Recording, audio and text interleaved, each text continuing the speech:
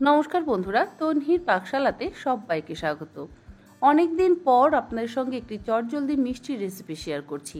এখন তো আমরা প্রায়শই দোকান থেকে মিষ্টি কিনে খাই, তবে বাড়ির বানানো মিষ্টির কিন্তু স্বাদই আলাদা। আর বাড়িতে যদি বানানো হয় খুব কম উপকরণ দিয়ে কিন্তু অনেক মিষ্টি বানিয়ে নেওয়া যায়। আর সেটা আমার মনে হয় দোকানের কেনা মিষ্টির থেকে খেতেও অসম্ভব ভালো হয়। যাই হোক, আজকে শেয়ার করছি খুব কম উপকরণে কম সময়ের মধ্যে দারুণ সুস্বাদু নরম তুলতুলে সুজির মিষ্টি বা ধোকলা মিষ্টি। তাহলে দেখে নেওয়া যাক আমার আজকের এই ভিডিওটি। ধোকলা মিষ্টি বা সুজির কেক বা সুজির রাসবাড়ি, যে কোনো একটা নাম কিন্তু আপনারা এই মিষ্টিটার অবশ্যই দিতে পারেন। তা এই মিষ্টিটা বানাবার জন্য আমাদের একটা গ্রাইন্ডিং জারের মধ্যে নিয়ে নিতে হবে 1 কাপ পরিমাণে সুজি, তার সাথে 1/4 কাপ পরিমাণে চিনি আর 4টে ছোট এলাচ। খুব ভালো করে গ্রাইন্ড করে নেব। তারপরে একটা বাটির মধ্যে ঢেলে নিয়ে সেই বাটির মধ্যে নিয়ে নিতে হবে 5 টেবিল চামচ পরিমাণে গুঁড়ো দুধ। এখানে কোনো রকম মাওয়া বা খোয়া ক্ষীর আমরা ব্যবহার করছি না, খোয়া ক্ষীরের বদলে গুঁড়ো দুধের ব্যবহার করছি। আর এর মধ্যে দিচ্ছি 1/4 কাপ পরিমাণে ডেসকেটেড কোকোনাট অর্থাৎ নারকেলের গুঁড়ো আর হাফ চা চামচ পরিমাণে বেকিং পাউডার। এরপরে সমস্ত শুকনো উপকরণ একসাথে ভালো করে মিশিয়ে নেব। বেকিং সোডা কিন্তু ব্যবহার করবেন না, বেকিং পাউডারেরই ব্যবহার করতে হবে। শুকনো উপকরণগুলো ভালো করে মিশিয়ে নেওয়ার পর এর মধ্যে দিয়ে দেব নর্মাল টেম্পারেচারে থাকা দুধ। আপনারা চাইলে গরম দুধেরও ব্যবহার করতে পারেন। 1 কাপ পরিমাণে নর্মাল টেম্পারেচারে থাকা দুধ আমি এর মধ্যে দিয়েছি। প্রথমে হাফ কাপ দিলাম, হাফ কাপ দিয়ে ভালো করে মিশিয়ে নিচ্ছি। তারপরে বাকি দুধটা দিয়ে দেব। পুরো 1 কাপ দুধই কিন্তু এর মধ্যে ব্যবহার করতে হবে।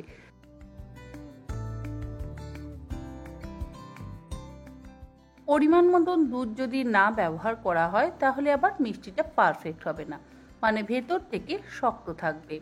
1 কাপ সুজি ব্যবহার করলে 1 কাপ লিকুইড দুধ ব্যবহার করতে হবে। খুব ভালো করে মিশিয়ে নেওয়া হয়ে যাওয়ার পর এবারে ঢাকা দিয়ে 10 মিনিট রেস্টে রেখে দেব। 10 মিনিট রেস্টে রাখার পর ঢাকাটাকে খুলে নিচ্ছি।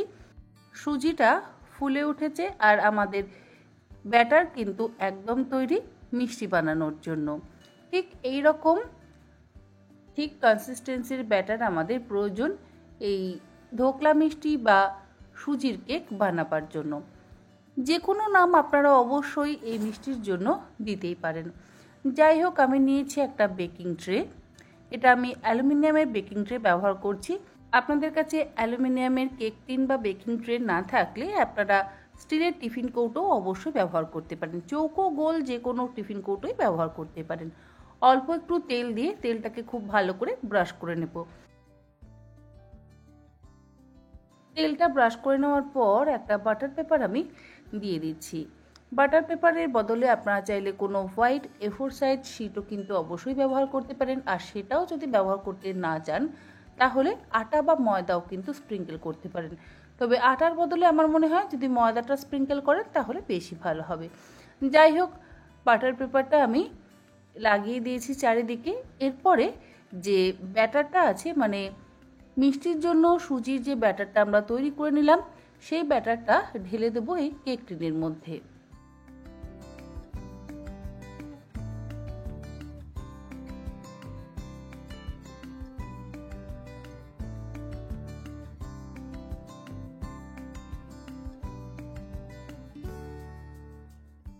ব্যাটারটা ঢেলে দেওয়ার পর একটু ট্যাপ করে নিচ্ছি যাতে ভেতরে কোনো এয়ার বাবলস ক্রিয়েট না হয়। আর কেকটা আমি কড়াইতেই বেক করব, তার জন্য কড়াইতে দিয়ে দিলাম বেশ কিছুটা পরিমাণে লবণ। লবণের বদলে বালিরও ব্যবহার করতে পারেন। লবণ দেওয়ার পর প্রথমে আমি কড়াইটাকে 10 মিনিট গরম করে নিয়ে তারপরে কেক টিনটা এই কড়াইয়ের ওপর রেখে ঢাকা দিয়ে গ্যাসের ফ্লেমটাকে মিডিয়ামে করে দিয়ে 20 মিনিট বেক করে নেব। যদি আপনারা মাইক্রো ওভেনে করতে চান বা ওটিজিতে করতে চান তাহলে 160 ডিগ্রিতে 20 মিনিট কিন্তু বেক করবেন। 20 মিনিট পর আমি ঢাকাটাকে খুলে নিয়ে আমাদের কেকটাকে একবার চেক করে নিচ্ছি। একটা উডেন স্কিওয়ার দিয়ে আমি চেক করে নিলাম, ভেতর থেকে কিন্তু একদম পারফেক্টভাবে কুক হয়েছে। এটা কুক হতে খুব একটা সময় লাগে না। যাই হোক, আমি এবার এই কেকটাকে আনমোল্ড করে নিচ্ছি।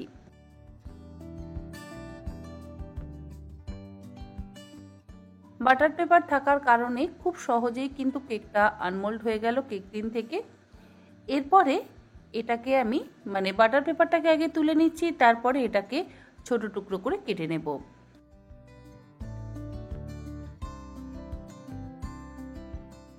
খুব বেশি বড় সাইজের টুকরো করে আমি কাটছি না, মোটামুটি যেরকম একটু মিডিয়াম সাইজের মিষ্টি হয় সেই রকম সাইজের টুকরো করে আমি কেটে নিচ্ছি। আপনারা অবশ্যই আপনাদের নিজেদের পছন্দ মতন টুকরো করে কেটে নিতে পারেন।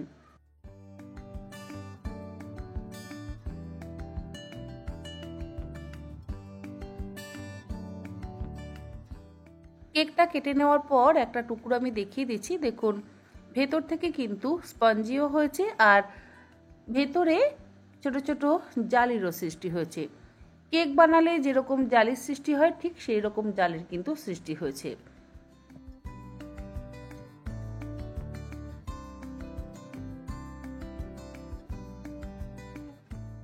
তবে এবারে একটা চিনির শিরা বা চাশনি তৈরি করে নেবো। তার জন্য কড়ার মধ্যে দিয়ে দিলাম 1 কাপ আর 1/4 কাপ পরিমাণের চিনি, আর তার সাথে দিয়ে দিলাম হাফ কাপের থেকে একটু বেশি পরিমাণে জল।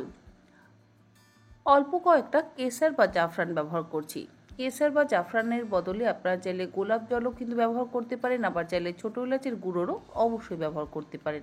গ্যাসের ফ্লেমটাকে হাইতে করে দিয়ে চিনিটা মেল্ট হওয়ার জন্য অপেক্ষা করব। খুব বেশিক্ষণ সময় কিন্তু লাগবে না, আর খুব বেশি ঘন রস বা শিরা কিন্তু তৈরি করবেন না, তাহলে মিষ্টির মধ্যে রসটা ঢুকবে না। চিনিটা মেল্ট হয়ে গেলে গ্যাসের ফ্লেমটাকে বন্ধ করে দেব। তারপরে ওই গরম রসটা আমি দিয়ে দেব মিষ্টির ওপরে। একটু বেশি পরিমাণেই কিন্তু রসটা মিষ্টির ওপরে দেব, যাতে সুগার সিরাপটা সম্পূর্ণ অ্যাবজর্ব করে নেয় আর মিষ্টিটা হয় নরম, তুলতুলে এবং জুসি। কম করে 30 মিনিট এই সুগার সিরাপের মধ্যে মিষ্টিটাকে ডিপ করে রাখতে হবে, তা না হলে মিষ্টির মধ্যে ঠিক মতন রস ঢুকবে না। 10 মিনিট পর আমি এই মিষ্টিগুলোকে প্লেটিং করছি। দেখুন প্রত্যেকটা মিষ্টির মধ্যে কিন্তু সুন্দরভাবে রস ঢুকে গেছে আর খুব সহজেই তৈরি হয়ে গেল দারুণ সুস্বাদু ধোকলা মিষ্টি। ওপর থেকে ছড়িয়ে দিচ্ছি সামান্য পরিমাণে একটু বাদাম আর পেস্তা কুচি। আশা করি আমার আজকের এই চটজলদি এবং সহজ পদ্ধতির ধোকলা মিষ্টি বা সুজির কেকের রেসিপি আপনাদের ভালো লাগলো। ভালো লাগলে এইরকমভাবে অবশ্যই আপনারা চটজলদি বাড়িতে বানিয়ে নিন, নিজেরা খান, গেস্ট এলে তাদেরকেও সার্ভ করুন। আজ তাহলে এই পর্যন্ত, আবার হাজির হয়ে যাব অন্যদিন অন্য কোনো রেসিপি নিয়ে। ভালো থাকবেন, সুস্থ থাকবেন, ধন্যবাদ।